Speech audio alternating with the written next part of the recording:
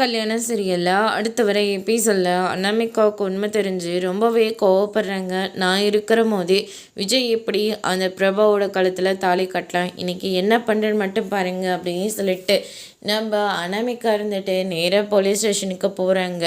Sir, நான் complaint கொடுக்கணும். யார் மேலேம்மா? என் ஹஸ்பண்ட் மேலே. என்னாச்சுமா அப்படின்னு சொல்லிட்டு கேட்குறாங்க.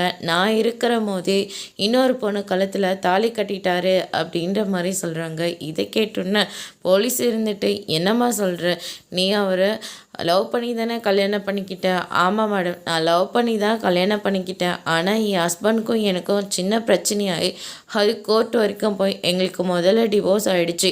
அதுக்கப்புறம் ஹைகோர்ட்டுக்கு கேஸ் போட்டு எங்களுடைய டிவோர்ஸை தள்ளுபடி பண்ணிட்டாங்க. நான் இப்போ என் ஹஸ்பண்டோட வாழலான்னு சொல்லிட்டு அந்த கோர்ட்டே முடிவு எடுத்துருச்சு. ஆனால் என் ஹஸ்பண்ட் அந்த கோர்ட்டு சொல்கிறது கேட்காம வேறு ஒரு பொண்ணு கழுத்தில் தாலி கட்டி இப்போ வீட்டுக்கே கூட்டிகிட்டு வந்துட்டாங்க அப்படின்ற மாதிரி சொல்லிடுறாங்க.